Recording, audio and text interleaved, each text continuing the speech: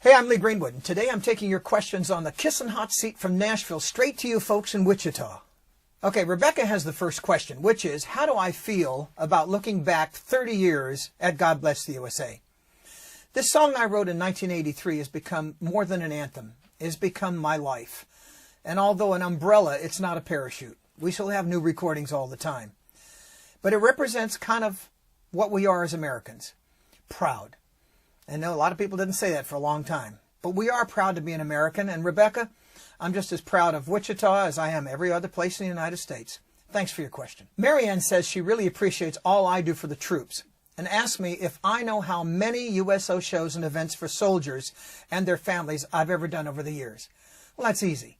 There have been 30 tours so far. I started performing when I was about 14 or 15 in Sacramento, California. We did one tour with Bob Hope around the world. That was 25,000 miles in 1988. 8 shows, 8 stops.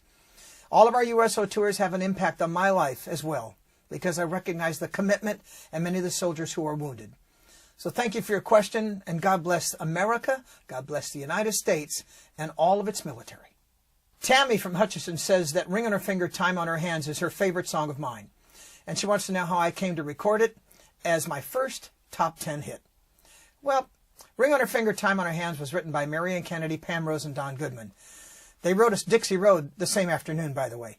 I didn't have that till almost 2 years later. As far as musicians in Nashville and the ones who record on my records, they say that's their favorite.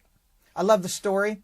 It's an interesting twist to say that a woman is waiting, and if she doesn't have a ring on her finger, she can be unfaithful. Well, I didn't know if I could say that. And I asked my producer, Jerry Crutchfield, she stood before God, which was the first line of the song. Can we say that? And the demo was actually a female that sang the demo. And I said, well, let's just try it. Worked out very well for us. And it was our second record on MCA.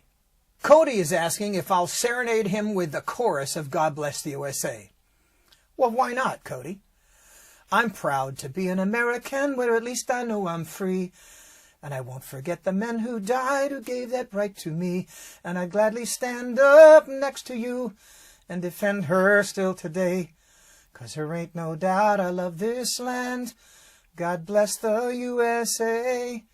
And Cody, I want to give you a little bit of trivia not too many people know. It's hard to sing that song without all the backing that I normally have on a record. And the very first recording of it at MCA, the Gatlin brothers sang harmony. Well, Jake from Wichita wants to know what I like to do for fun when I'm not on tour. Well, I'm on tour almost all the time. So part of my fun is just getting on stage and singing and interacting with the fans. I've been an athlete all my life, and I love to play basketball and racquetball. I ski with my kids as well now. So that's part of my fun, is maybe just getting in the outdoors, playing some Frisbee. Oh, Frisbee football is a lot of fun too, by the way. I want to thank you for all your questions, and remember to keep coming back here for the Hot Seat interviews with country's biggest stars, only from Kissin' 102.1.